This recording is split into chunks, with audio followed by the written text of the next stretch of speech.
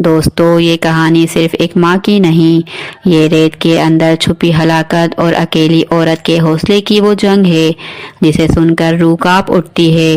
جب حضرت ہاجرہ کو دنیا کے بے آب و گیا ایسے مقام پر چھوڑا گیا جہاں انسان تو دور پرندہ بھی نہیں ٹھہرتا، انہوں نے اپنے ننھے لال کے لیے کیا کچھ برداشت نہیں کیا۔ صحرا کا وہ میدان جہنم کے دہانے جیسا تھا، اوپر سے سورج دہکتا ہوا آگ برسا رہا تھا اور نیچے زمین دہکتی ہوئی تھالی کی طرح جل رہی تھی۔ حضرت ابراہیم علیہ السلام اپنا بیٹا اسماعیل اور زوجہ حضرت ہاجرہ کو وہاں لے کر آئے، صرف آدھا بھرا مشکیزہ اور چند کھجورے، بس اتنا سا سامان۔ یہ سب دیکھ کر وہ واپسی کے لیے پلٹے۔ ہاجرہ نے بے بسی سے کہا، اے ابراہیم، یہاں نہ سایہ ہے نہ کوئی نشان زندگی، ہم یہاں کیسے رہیں گے؟ جواب ملا، یہ میرے رب کا حکم ہے۔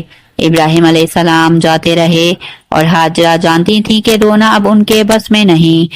یہاں آنسو بھی کمزوری بن جاتے ہیں اور کمزوری موت کا دوسرا نام تھی۔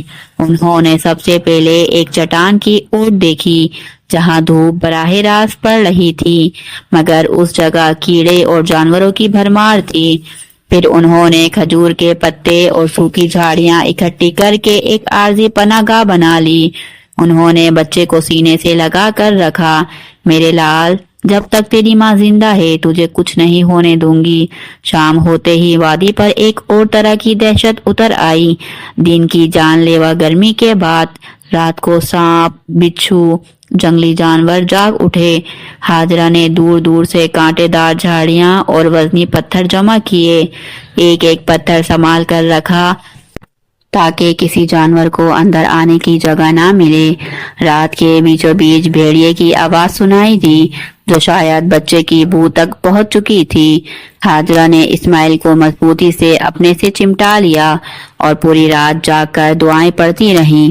صبح ہوئی مگر کھانا پینا تقریباً ختم ہو چکا تھا، پانی صرف 2 گھونٹ بچا تھا، کھجوریں تو پہلے ہی ختم ہو گئیں۔ شاید پیاس اور بھوک سے ہاجرہ کا دودھ بھی سوکھ گیا۔ بچہ پیاس سے بلکنے لگا، زمین پر ایڑیاں رگڑتا ہاپتا سسکتا۔ یہ منظر دیکھ کر ہاجرہ کی روح چیخ اٹھی۔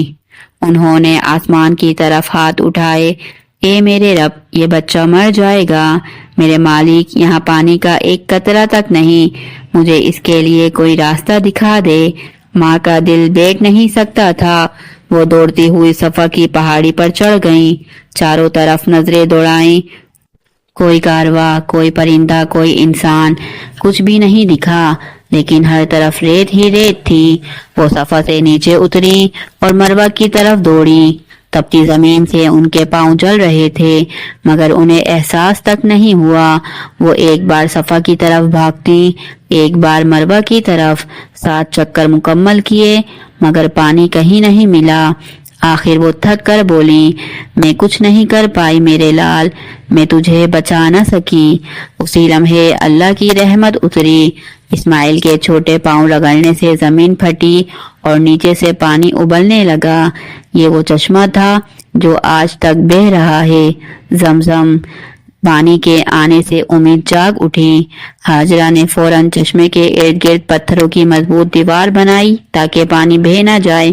انہوں نے پتے اور شاخیں جوڑ کر ایک باقاعدہ جھوپڑی بھی بنا لی۔ کچھ دن گزرے تو پرندے چشمے کے پاس اترنے لگے، زندگی واپس لوٹنے لگی تھی۔ پھر ایک قافلہ وہاں پہنچا جو پرندوں کو دیکھ کر پانی کی تلاش میں آیا تھا۔ یہ بنی جرہم تھے۔ انہوں نے ہاجرہ سے کہا، ہم یہاں ٹھہرنا چاہتے ہیں، کیا ہمیں اجازت ہے؟ بی بی ہاجرہ نے کہا، پانی اللہ کا ہے، تم رہنا چاہتے ہو تو رہو۔ یوں وہاں بستی آباد ہو گئی۔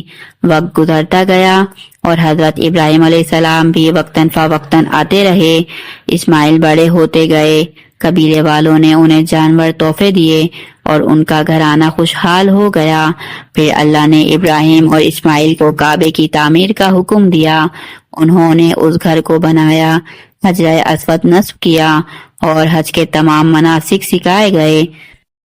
بے شک یہ کھلا امتحان اور عظیم آزمائش تھی۔